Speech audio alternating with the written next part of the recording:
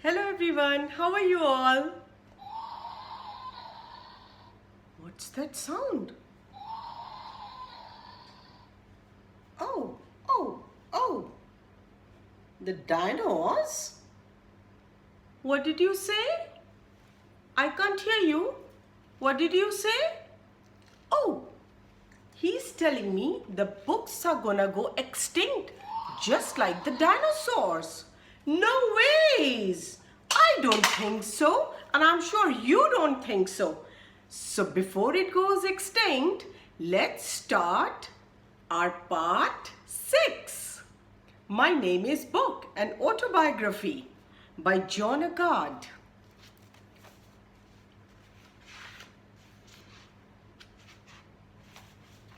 The House of Memory.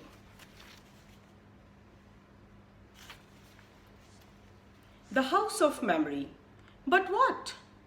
But what about people who wanted to read but couldn't afford to buy me? Well, as you know, there was and still is a place where you can borrow me for free and take me home. Though, if you keep me too long, you have to pay what's called overdue. Such a place was called the House of Memory by the Sumerians, the healing place of soul by Egyptians, and an ocean of gems by Tibetan. I'm talking about library, of course. As far back as I can remember, there were libraries. They grew as writing grew. Ages ago, a librarian was known as a keeper of tablets and a library as a house of tablets. Take me back to the days of writing on clay. One Assyrian king I knew then was such a keen collector of clay tablets. He even had his own library with a built-in kiln for baking them. Talk about hot off the press. I have been in libraries, in the palaces of Egyptians pharaoh, going all the way back to my scrolling days in Alexandria. I have been in libraries in Roman baths.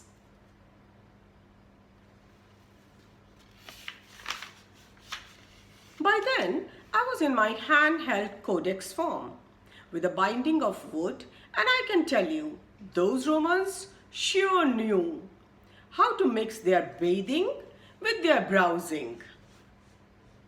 I have been in libraries in Indian temples as treasured writings on palm leaves and even in bone libraries. You heard me, bone libraries. That was when I was in China, where they wrote on the bones of oxen and tortoise shells.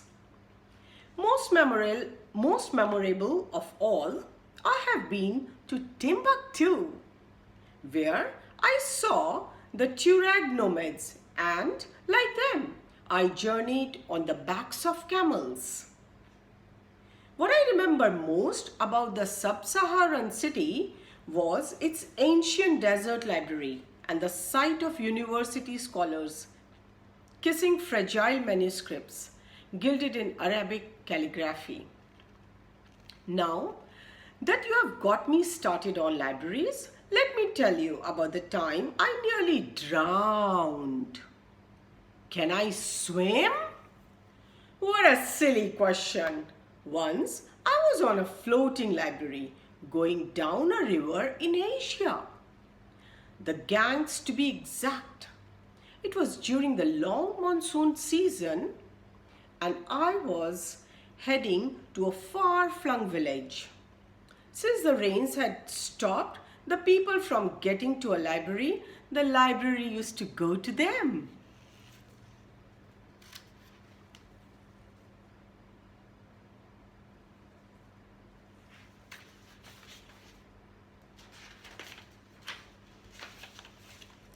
Suddenly, I found myself overboard.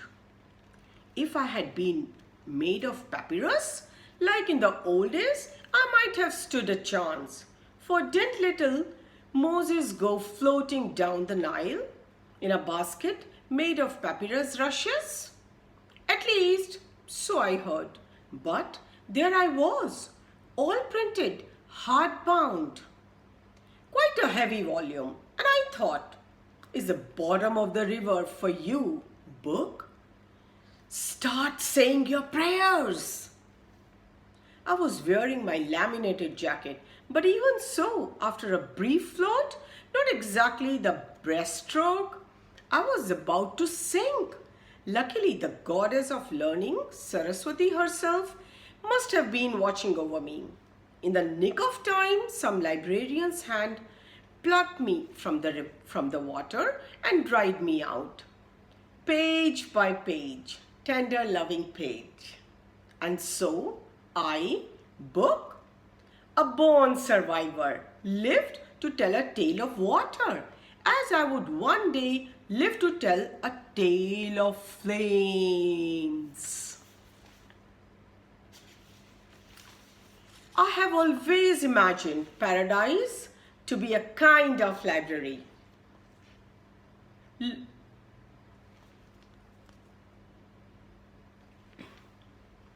Open to the public.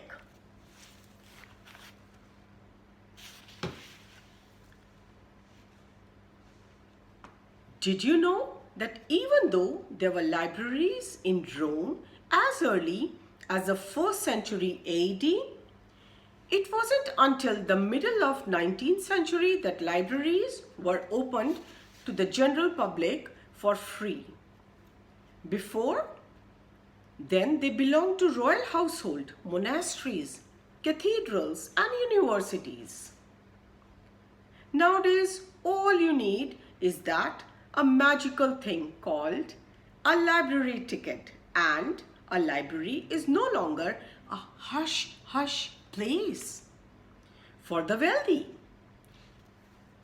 Sitting on my shelf, I listen in to storytellers telling stories, and novelists and poets reading aloud from their work and saying what inspired them.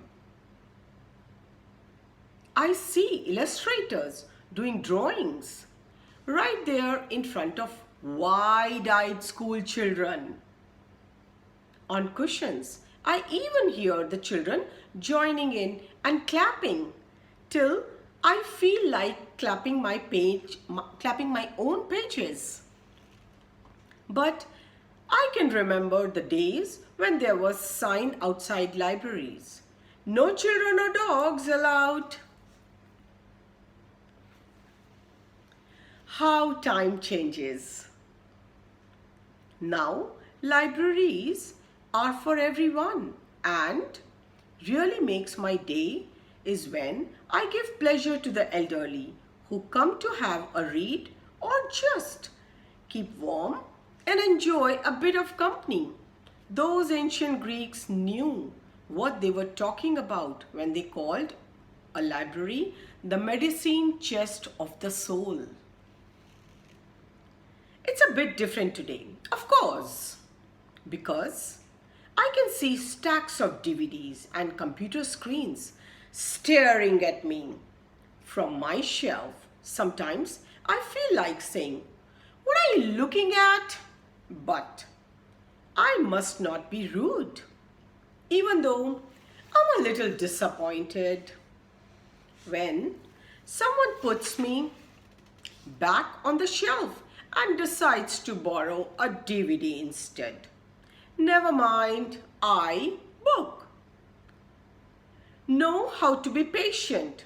One day a hand will reach for me and take me to the counter to be stamped, checked out, and we hope returned. When politicians talk about closing a library to save money, I feel like knocking them over the head, and my hardback spine can give a jolly hard knock. I can tell you that. Libraries? Where would I be without them? Having said so, where would they be without me? They are my orchard. I am their fruit.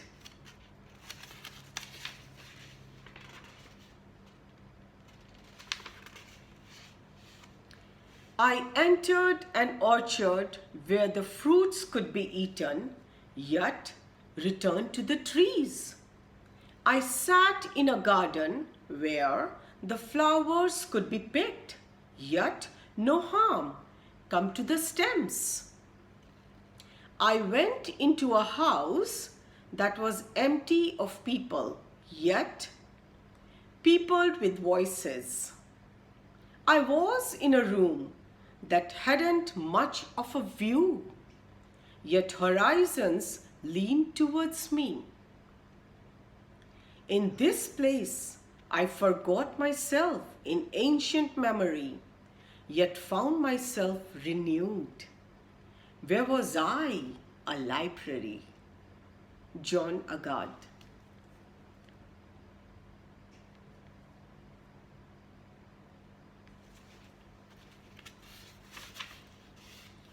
A tale of flames. Okay, I think we're going to continue reading in our next part. So till then, stay back. Keep reading the awesome books and take care.